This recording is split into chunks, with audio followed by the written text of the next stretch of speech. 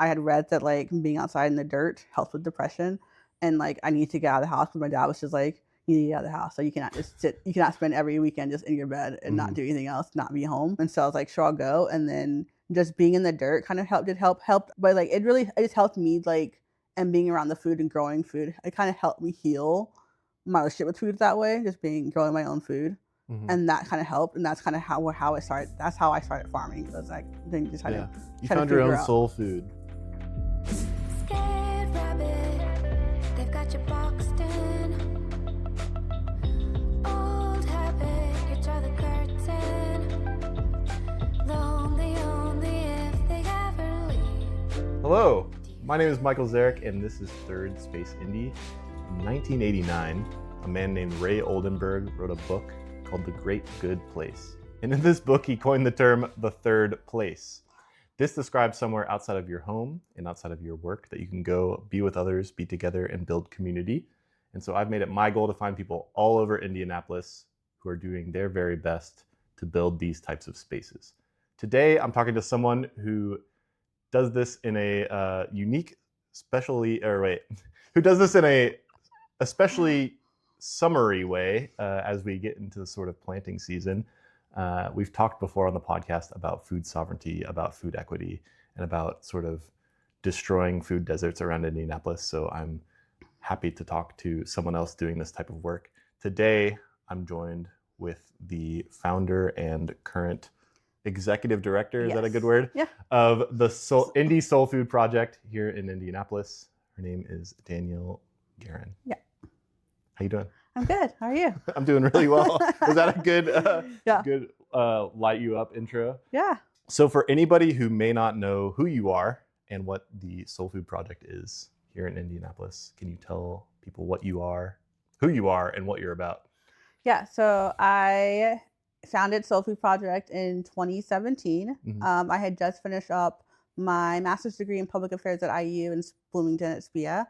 And I also did Peace Corps, and I was learning a lot about food security and food deserts. And I kind of came to a conclusion and a realization that I was very luckily and unluckily able to grow up in a food desert, but not know I grew up in a food desert. Yeah. And so I was already getting into gardening and farming, and I really loved it. And so I was just like, how do I bring that back to my neighborhood and community? And so I moved back to Indy in 2017. I decided to found this organization to just grow food for the neighborhood, to help kind of alleviate some of that food desert issues and bringing food to the neighbors. And then very quickly it turned into like a lot bigger than just a garden in the neighborhood.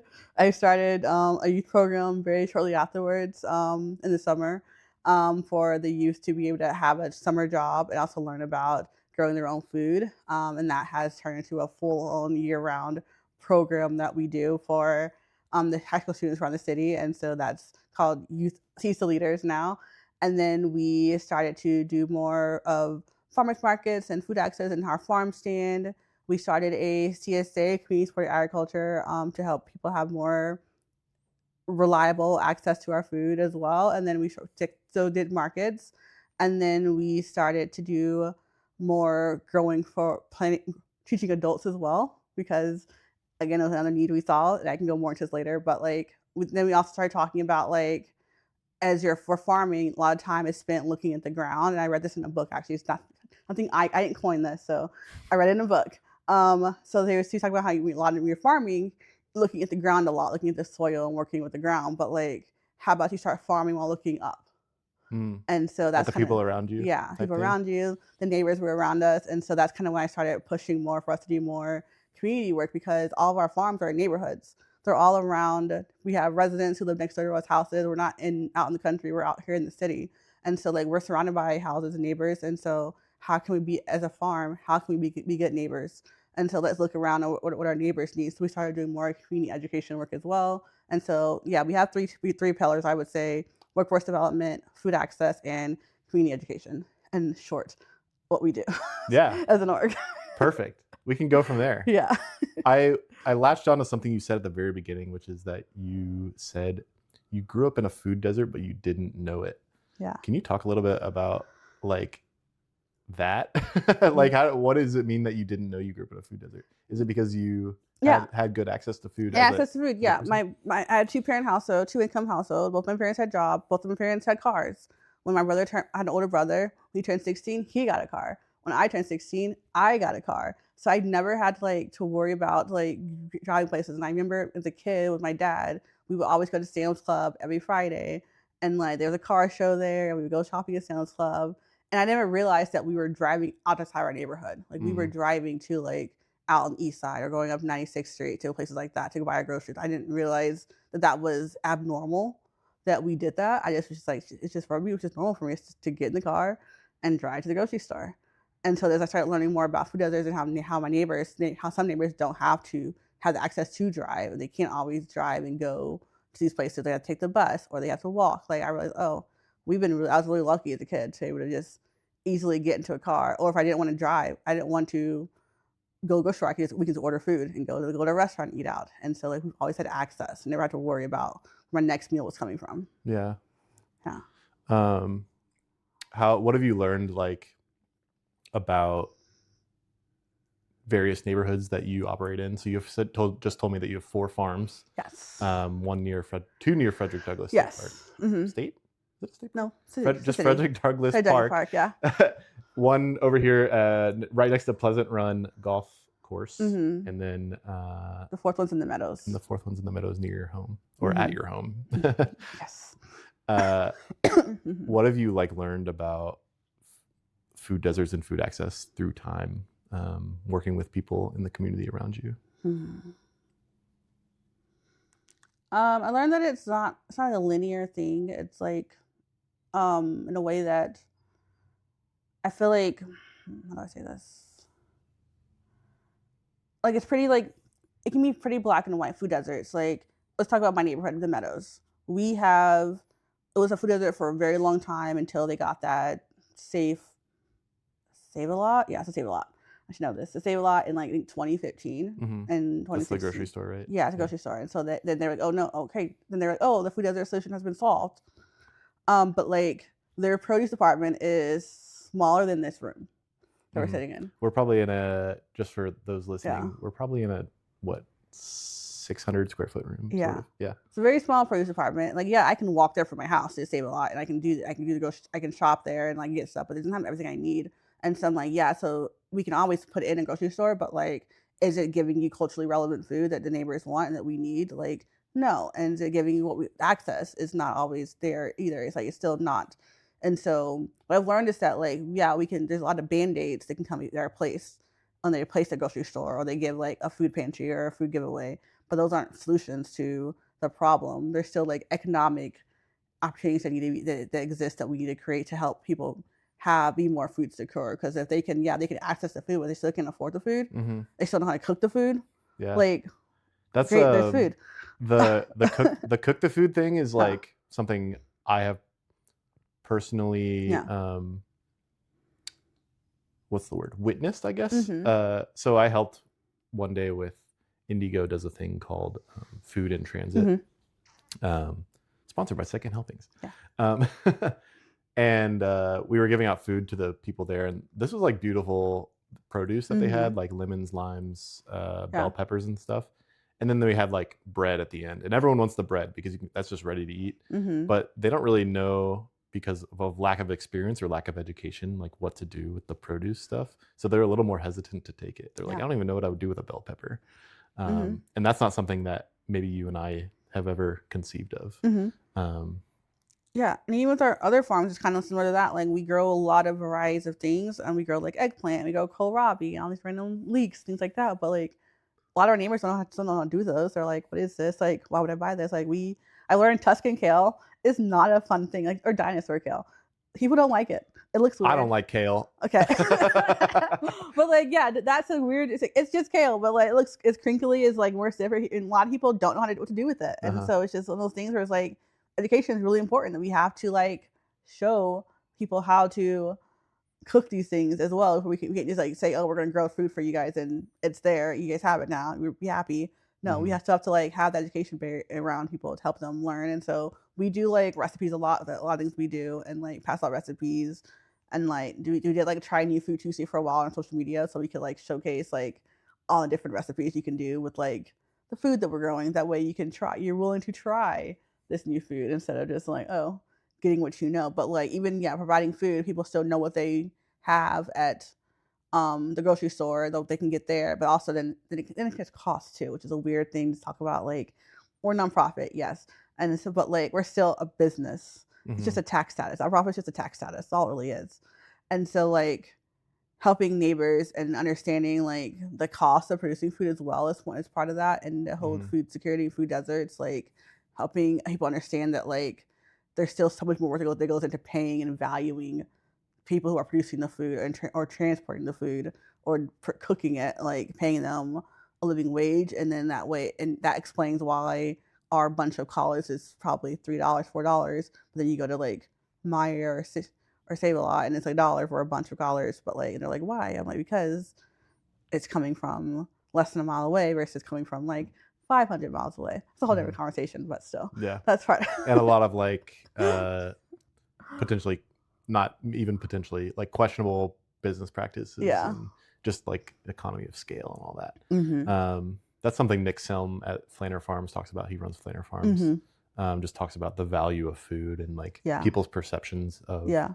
what the literal cost of food is, Mm-hmm. whether it's just collard greens or whether it's like a burger, Mm-hmm. that type of thing. Yeah. I'm interested.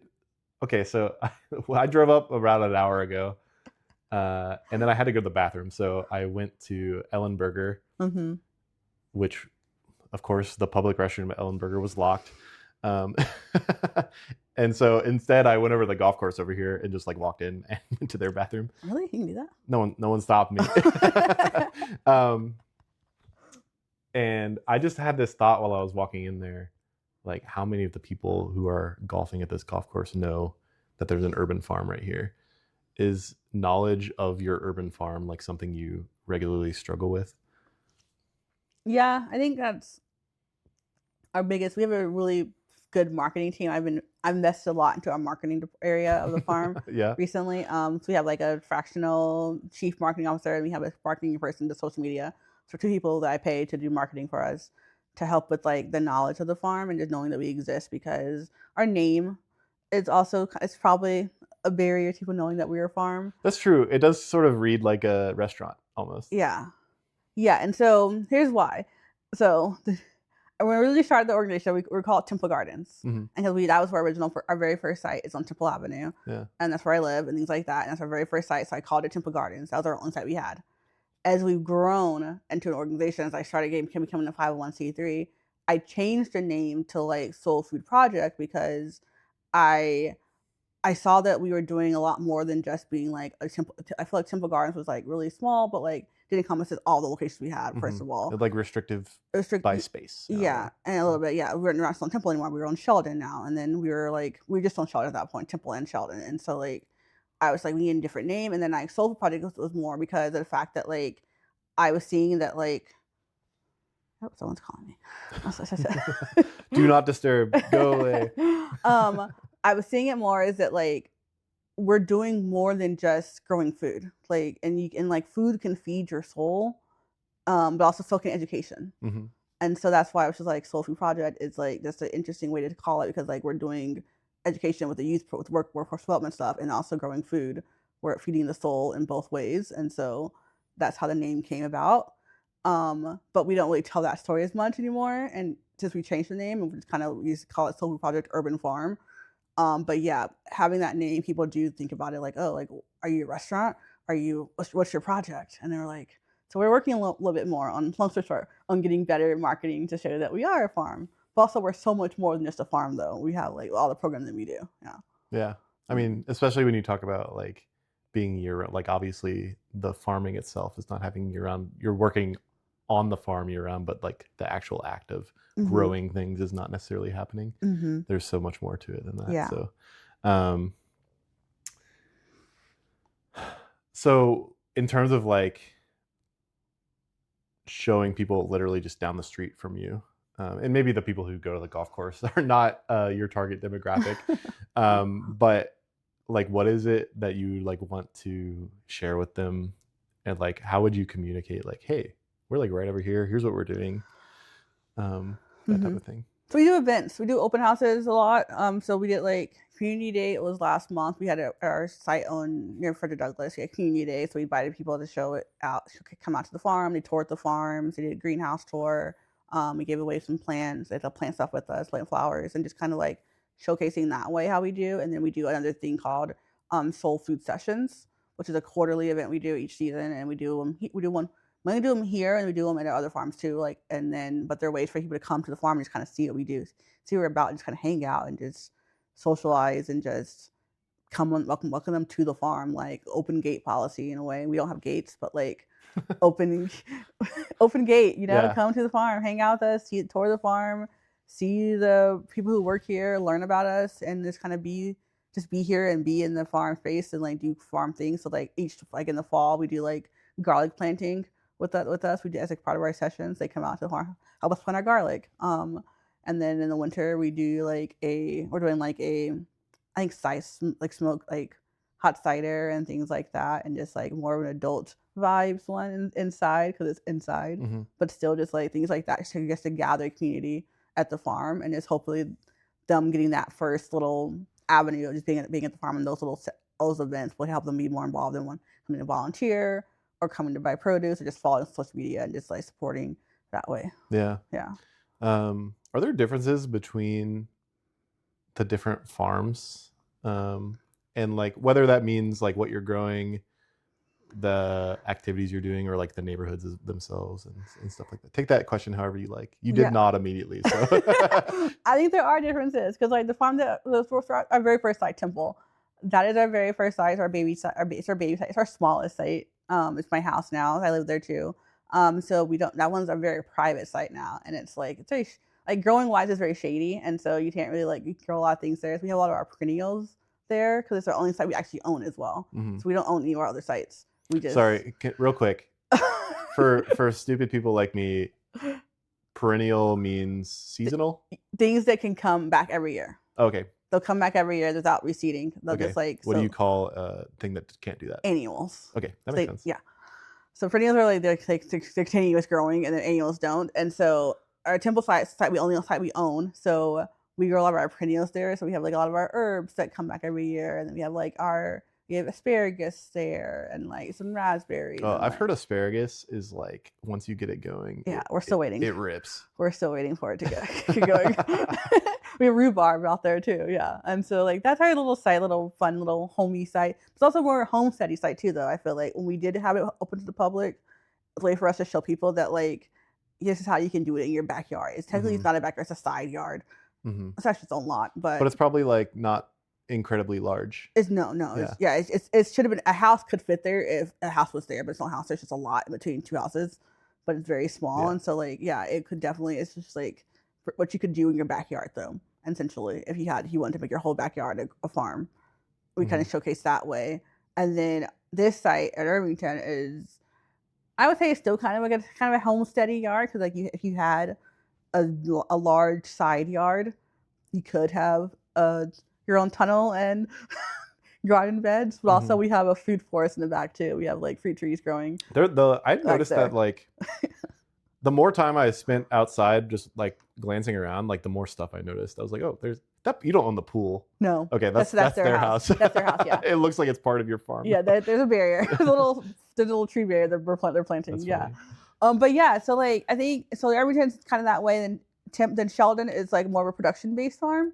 And so we do more production that side, and so that's where we grow a lot of things. For like you can see like an actual like if you were interested in how a market farm operates, that's kind of where you would go to Sheldon and see that site. And then our site at Henry Blair, it's a Mr. K community garden. It's UPIC and it's an acre, but it's like the acre is behind the high school, and so like that's more getting in more production based. But then the front UPIC area is definitely more like community garden vibes, and so they all have different vibes. And so like Sheldon and Henry Blair are the ones that are the most public facing sites we have, and where we let people come a lot more.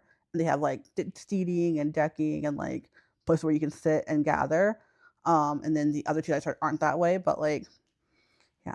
And there's different vibes. Yeah, all different vibes though. They all have their own little personalities. Yeah. So you allow volunteers to come and do work, like Mhm. what's the average like volunteer shift? You're tilling the soil, or like what's the They're weeding. They help weed. So on you, Saturday, you're like you take the most menial labor. you're pretty, yeah, pretty much. On Saturdays, like when they volunteer at the community garden, the U pick volunteers. So they help with the U pick and they help manage that, and they help people come over and to show people how to harvest the crops there and things like that. And they're kind of there to monitor it and help and kind of maintain it and weed it and like it's maintained.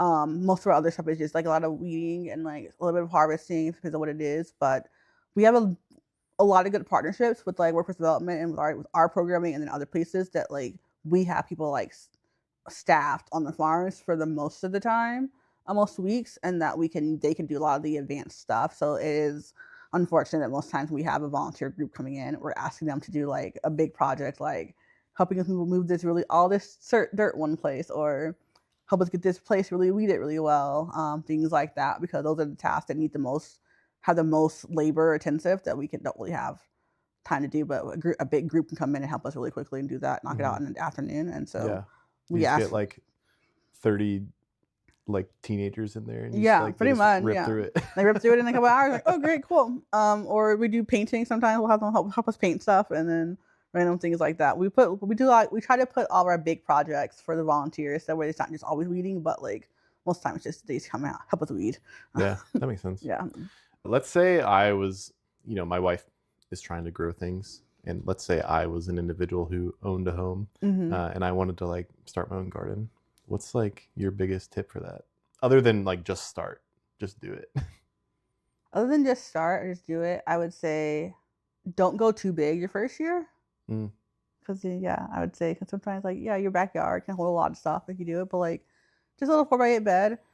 Square foot gardening. I don't practice that, but a lot of people we do teach a lot of people how to do square foot gardening. I think it's really helpful for beginner farmers to like do that. And square foot gardening is where like it divides the bed into like a square foot blocks, and then like it says you can put this many of this kind of crop into 1 square foot or one of this crop in 1 square foot. So I would say utilize that. It helps you get a lot of diversity in your garden. But like just plant what you want to eat.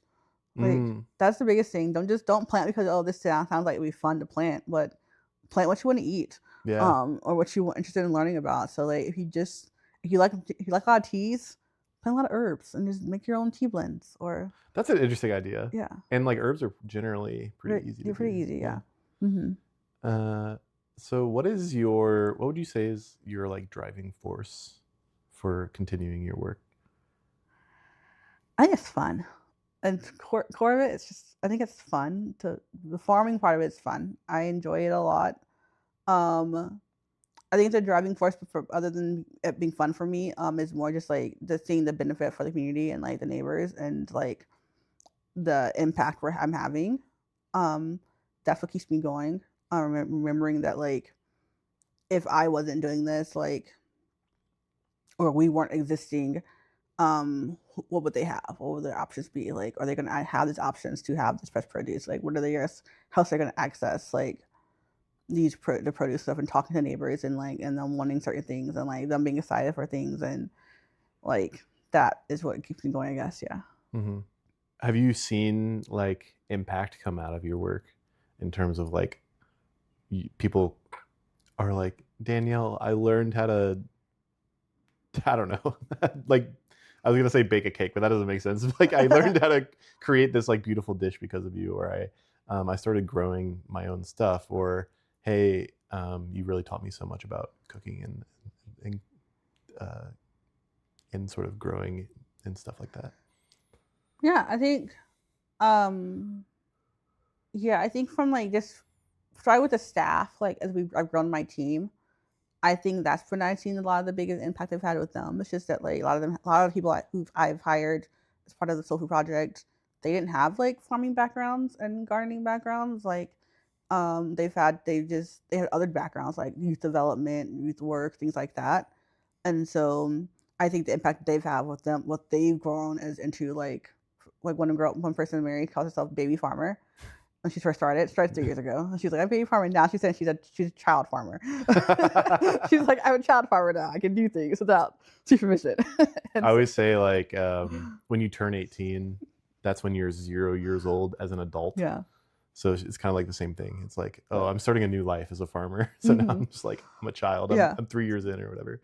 Yeah, but with the staff, I say one thing. And then with their youth program and the youth participants, like seeing some of them, how they've grown in the program. So some of them, I've known them since they were like 14 and some 13 and watched how they've grown and matured into like being into like more leadership, and some of them going off to college now. And there's like some kids who like, when they first started the program, like I could barely hear what they were saying when they were talking. They were like just whispering what they were saying. And then now seeing them like actually like, I can hear you without having to tell you to speak up. Like you're actually like enunciating, and you're putting some bass in your voice when you're talking to me now. And like you have confidence. And so we say that with the youth, like we're not trying to grow future farmers with the youth. We're trying to do future leaders.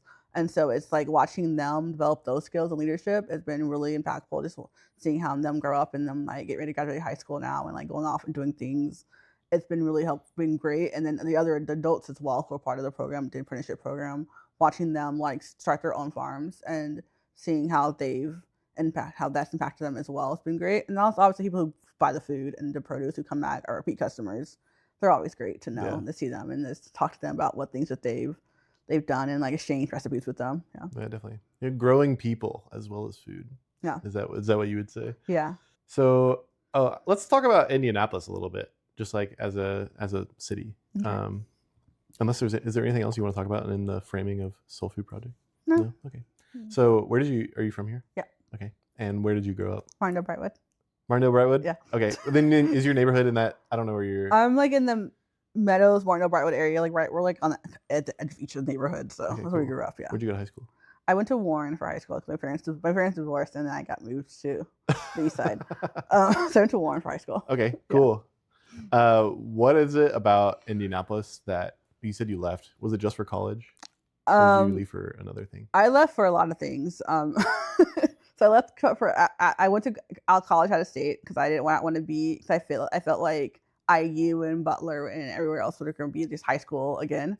Because you probably weren't that far off. Yeah, and everyone I knew was going to in-state schools, and so I went to college out of state, and so I was in Illinois for 4 years, and then I came back for a year. You didn't pick a better school though. You went to Illinois. Yeah, it was a private school in Illinois. And okay, not like it wasn't U of I. No, I went to like a private school in Illinois. Yeah, and then I came back for a year and did AmeriCorps for a year, living at home, and then I went to Bloomington for grad school. Got it. So I was there for 2 years, and then I did Peace Corps for 2 years, and so I was in Africa. Oh, where in Africa? Cameroon. Oh, that's cool. Yeah, so I did that. How was that? Amazing. Yes. What about? Wait, let's linger here for a second. That's cool. Yeah. Did you find any like passion for farming or anything? Yeah, I farmed there. Yeah, my official title was Farm and Agribusiness Advisor.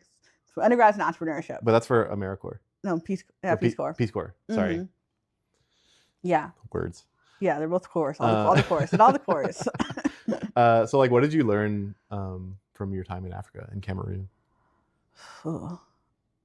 I learned a lot of farming, a lot of business stuff. I learned a lot about like more myself, I would say.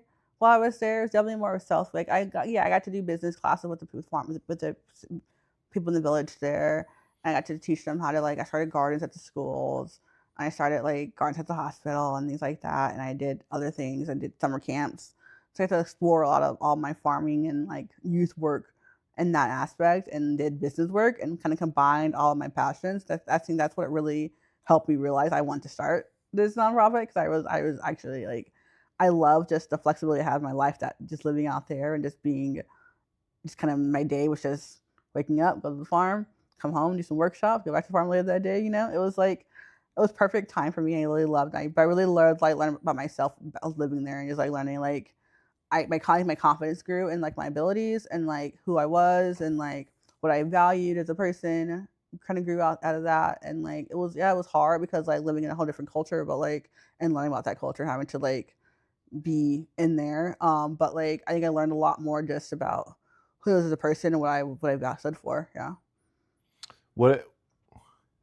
taking a step back to like your earlier life, like what is it about food and food insecurity that like you think steered you towards farming?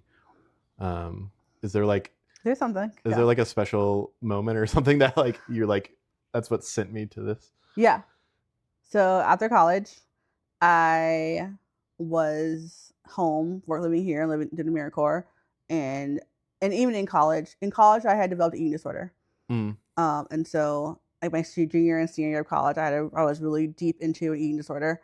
And then when I got home after graduating college, I was like also depression was like hitting hard as well. And so that's what kind of got me into farming, because one of my coworkers was like, hey, like we're gonna go volunteer at a community garden.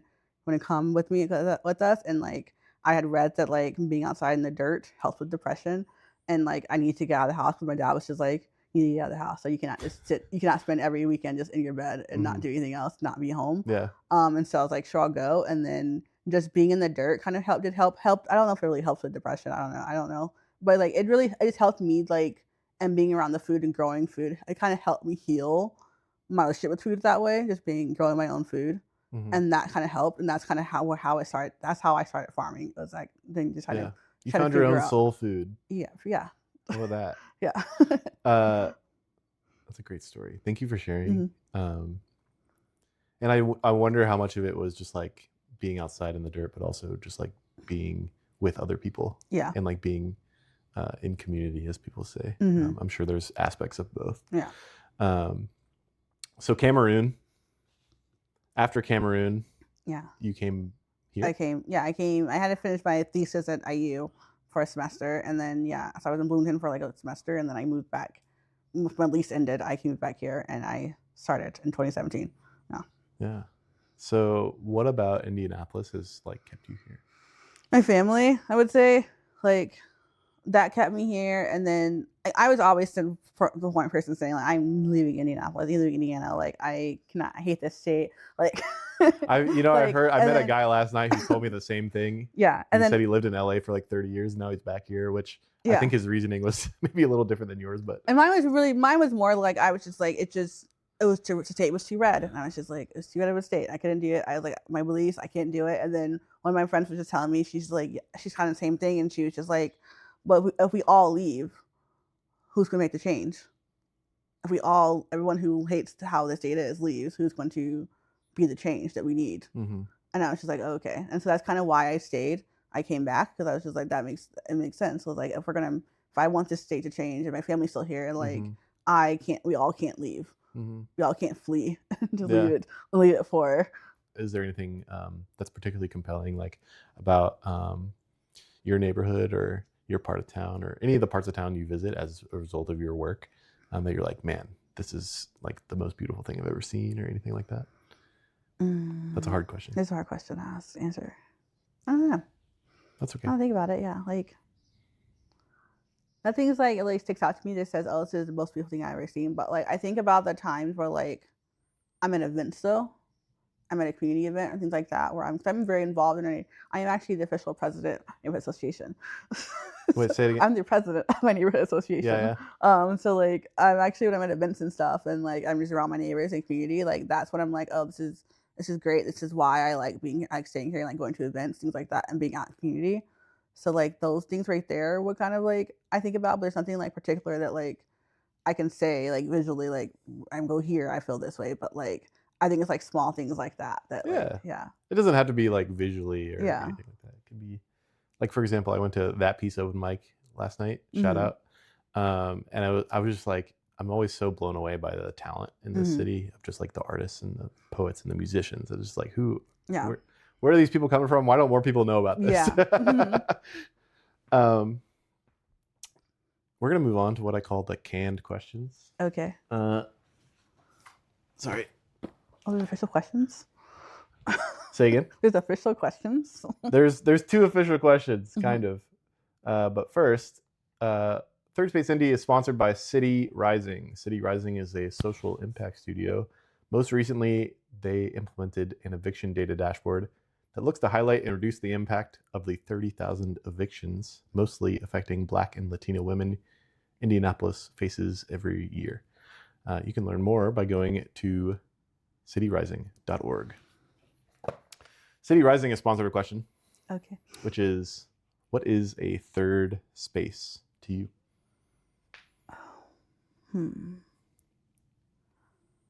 Third space to me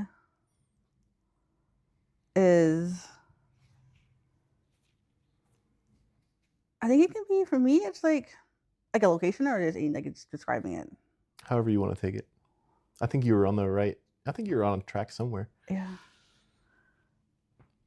It's like anywhere that I feel like is comfortable. Like obviously, I hate saying like, I'm defining it without being like, oh, not your house. But like, but you know how when you're at home and like you're just like, you're relaxing and you're just like, you're easily like, for me when I get home, like first thing I do is like I take off my work boots, I take off and switch into like either my Crocs or like slides, and then as a woman sometimes I take off my bra, like I'm relaxed, things like that. And then so I feel like for me, for a third space, it's like when I can theoretically like take off my work boots and like take off my bra, wherever. It doesn't matter where I'm at. Sometimes I'm just at a park, or sometimes I'm at like an event, and like so where I know I'm just like at ease in that space, and I can just be there and be myself, be relaxed, and just be like chill, and doesn't like just exist. Yeah. That's like a third space for me. When's the last time you did that? Last time I did that, where? Or where? I know you're in the middle of the growing season right now. Planting season. So I don't even remember. It was like, it must have been like sometime this winter, I think. I don't know. In the winter? Yeah. I haven't done it in a minute. Yeah, it's been. You gotta take those work boots off more. Yeah, I haven't done that. Yeah, we've been deep into it. The planting season since like March.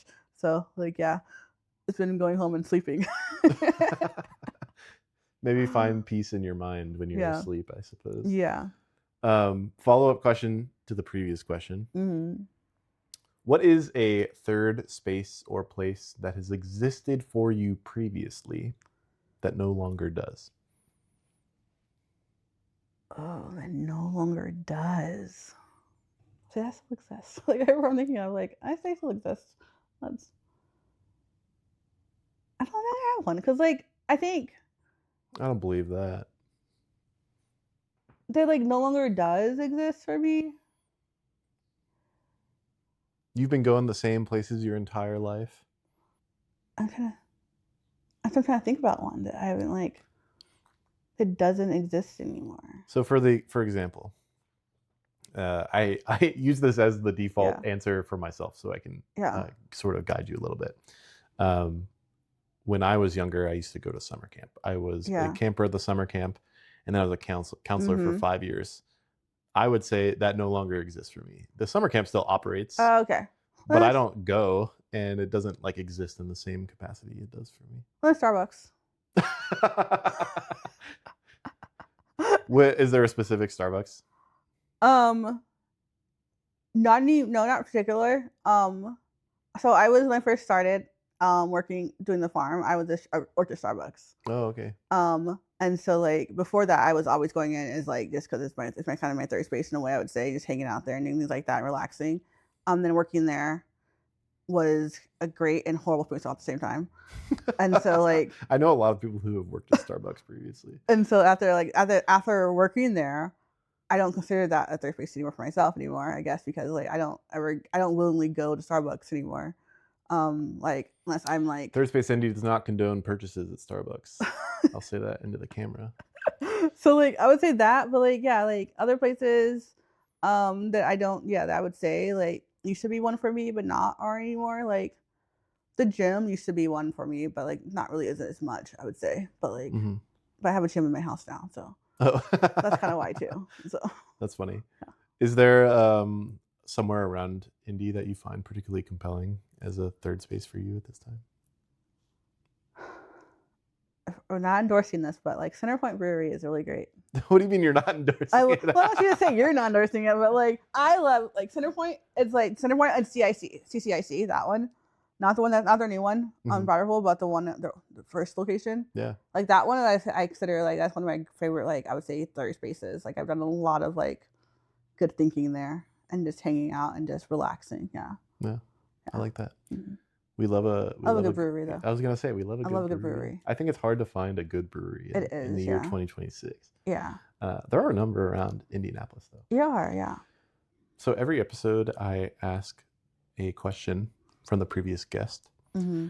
The previous guest from your episode, his name is Nigel Long, aka DJ Grapevine. Oh my God! Fun fact, Michael. Scary. When I was my AmeriCorps Vista time, I was in McCoy, and we did a youth advisory council, and Nigel was part of that council. Oh, really? Yeah. So I thought, That's funny. Nigel asks, if you were, I don't know how. Wait, I have it written down. Let me see what I wrote. There we go. Nigel asks, if you had to pick a subgenre of music to describe your life, what would it be? a subgenre. As in, like, know. go off the wall, use some adjectives in here. Okay. What do you listen to right now? Right now, I'm listening to a lot of Lizzo. It goes between like Megan Thee Stallion, Lizzo, and Taylor Swift, and Beyonce. Okay. This is a rotation right now. So I would say like it's not even a real subgenre. I don't think. Cause can you a fake subgenre? Yeah, you can make it up. I said folk sea shanty. That was what I said. So it's gonna be like folk trap. Yeah, folk trap pop music, something like that. Cause like who's you can't use the 4 artists that you just mentioned. Who is performing this music for you? Who's performing it? Mm-hmm.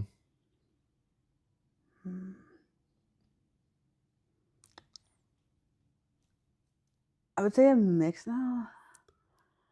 A mix between like Gracie Abrams or like Olivia Rodrigo. Where does the trap come in? Yeah, exactly. It's like saying you can't like because you can't use the ones I was going to use. Like, yeah, Glorilla. Yeah.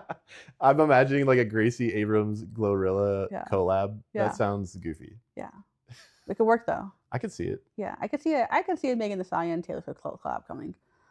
I could see it. It was Ice Spice collabed with Taylor Swift. Yeah, which was I don't think my favorite song. It was not. World. No, I don't get no. That's so funny. Yeah. All right. I don't have anything else on my docket to talk about. Is there anything else on your mind, on your heart?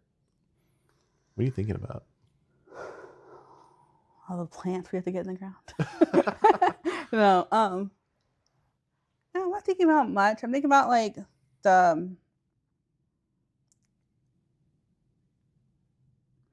always thinking about like for me it's ED and talking to my board president like on Mondays is why I'm thinking about this right now. Like top of the mind is that like are we still on the right track? Are we still like having the impact that we want to have? And like is there something missing in all of this work that all the urban farms are doing and the work we're doing? And like are we hitting it still? Or are we just doing the motions because we can? Yeah. Yeah. How do you feel like you're doing right now? I think we're doing good. I think we are on the right track in some areas of our as an org. I think we have areas to grow in, and so we're figuring it out, and whether or not we're still, but like that's kind of more my board to figure that out, not for me. They're strategic. No, really, it's both of us to figure it out. But like strategic wise and vision wise, long term thinking, like I think we're on the right track in what we're doing. I think we have some areas to tighten up in, but like. That's the fun part about figuring it out and like solving that problem and figuring out like what to do next. Yeah. Mm-hmm. Where do you see like Soul Food Project 10 years from now? And it's like such a classic interview question, but like I wonder if you think about it. Oh, I do. Yeah. Oh, I have a whole document. the vision doc. It is. It's called Danielle's vision document. Of course. 10 years from now, I see us if we haven't. condensed down from 4 sites. I think we will be condensing down from 4 sites by that point. What does that mean? Like, I see as Like a bigger singular? a bigger singular site. Mm. It's because I feel it just helps us a little bit more. And then I mean, just hearing you talk about your day today was like, yeah, it sounds stressful. yeah. And so like I think having us like 10 years from now, if we haven't started thinking about condensing down from 4 to like a more singular sites, a bigger singular site, I think that will be what we're doing, and having more like of community food center kind of aspect. We do the work, the programming we already do, and all of the work that we're doing with growing the food and like distributing it and having our farm store. We process food here, and we do like dried herbs and like we trying to get into teas and stuff. And so like having a more singular space where we can do all those different things has like, I feel like that's the vision, and just helping, but also training people on doing that as well, and like helping to create more jobs. So I think that's 10 years from now, it will be more like food center space. And then instead of just a farm, instead of this, but we're still a soul food project, but like we'll have more of like focus in some of our areas. Yeah. Interesting. Yeah. Okay. Yeah. Cool. Thank you for sharing. No perhaps. One last question. Mm-hmm. What question would you like to ask Jesse Brown, who's I'm talking to tomorrow?